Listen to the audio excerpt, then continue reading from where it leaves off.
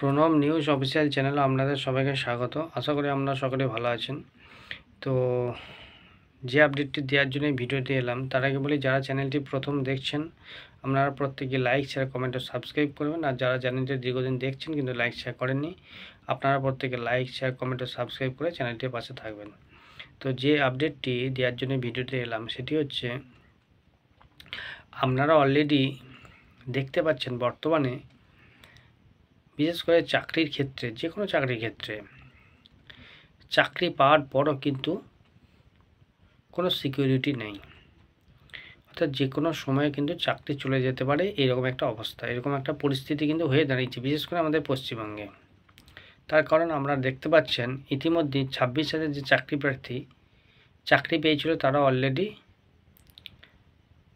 রাস্তায় দিনরাত ব্যাপী অবস্থান বিক্ষোভ করছে।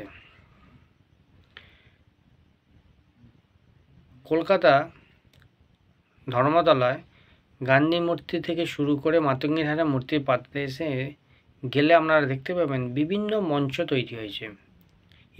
এই মঞ্চগুলো কিন্তু প্রত্যেকেই বঞ্চিত। এই মঞ্চের যে সমস্ত ক্যান্ডিডেট আছে প্রত্যেকেই বঞ্চিত। তো প্রথমেই বলি তারা বঞ্চিত হলো কেন? কারণ এই বঞ্চনার মূলে কিন্তু কমিশন তথা পর্ষদ তথা সরকার। কারণ সঠিক পথে সঠিক মেধার ভিত্তিতে যদি নিয়োগ হতো, আজকে এতগুলো মঞ্চও তৈরি হতো না, আর কাউকে রাস্তায় বসতেও হতো না, আর হাততালিও দিতে হতো না। কিন্তু বর্তমান পরিস্থিতিতে আমরা কি দেখতে পাচ্ছি? কোর্টের পারমিশন নিয়ে বিভিন্ন মঞ্চ তৈরি হয়েছে তাদের বিভিন্ন দাবি দাওয়া নিয়ে। তাহলে কোর্ট এই মঞ্চ তৈরি করার আদেশ তো আর এমনি এমনি দেয়নি।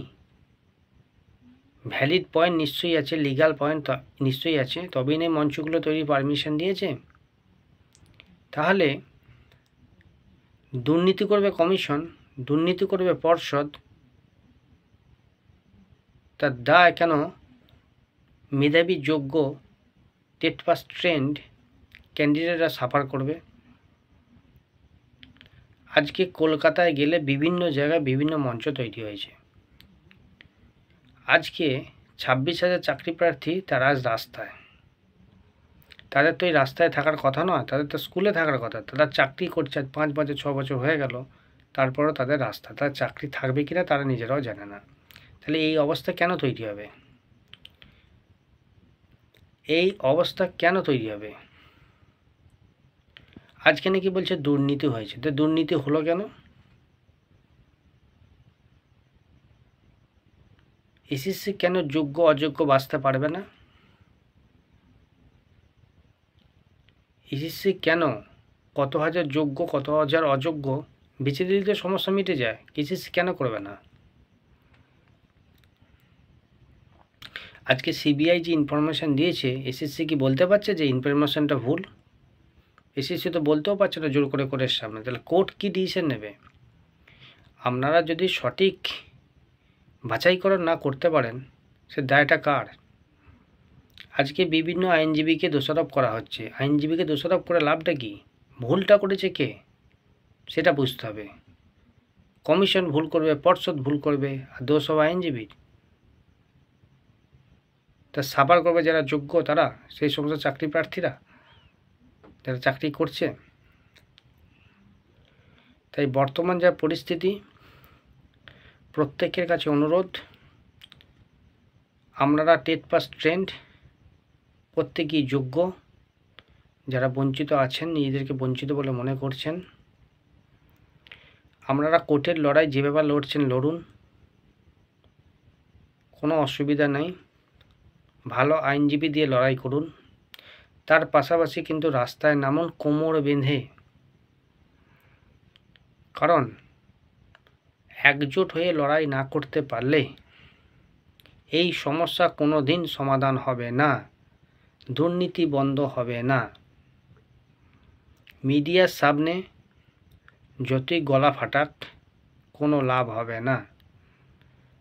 এই দুর্নীতিকে সমূলে বিনাশ করতে না পারলে ভবিষ্যতে এর থেকেও বড় দুর্নীতি কিন্তু হবে, কেউ আটকাতে পারবে না, এটুকু আমি আজ বলে দিলাম। এই দুর্নীতিকে ঠেকাতে গেলে যারা বঞ্চিত আছেন সমস্ত চাকরি প্রার্থী, এসএসসি আর SLST, upper primary, PSC, SSC, যত পরীক্ষা আছে, যত চাকরি প্রার্থী আছে, প্রত্যেকে একজোট হয়ে রাস্তায় নামুন, আন্দোলন করুন, বুঝিয়ে দেন যে আপনারা হচ্ছেন যোগ্য বঞ্চিত, চাকরিটা আপনাদের দরকার। অন্যভাবে অন্য সিস্টেমে যারা অযোগ্য তারা চাকরি করবে আর আপনারা রাস্তায় বসে থাকবেন, হাততালি দেবেন, এ অন্যায় মেনে নেওয়া যাবে না, তাতে যে যাই বলুক না কেন।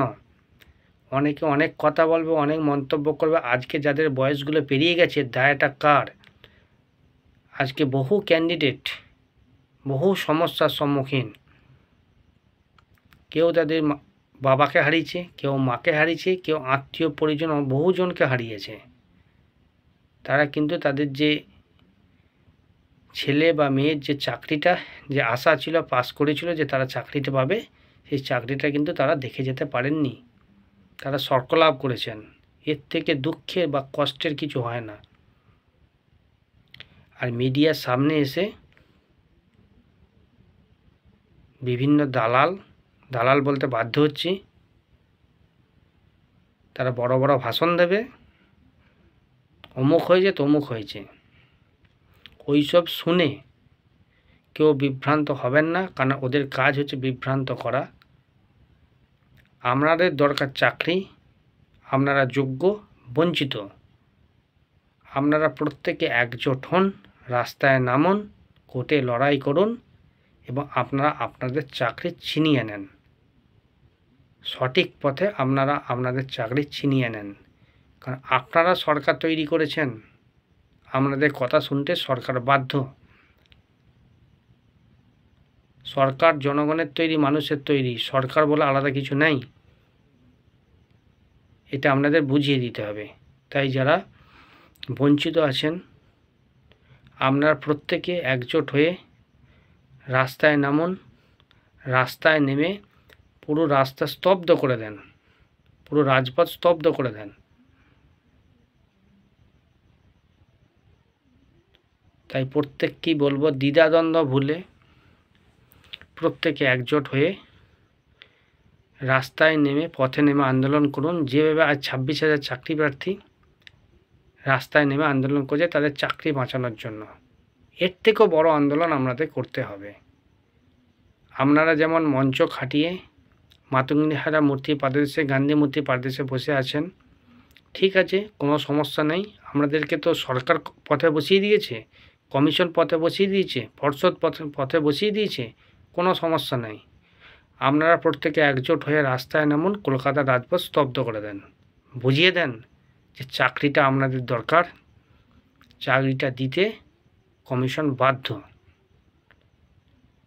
কারোর দয়ায় নয়, কারোর ভিক্ষায় নয়, এই চাকরিটা চুরি হয়েছে। আপনার চাকরি অন্যজন নিয়ে চলে গেছে অন্যভাবে, অসৎ উপায়ে।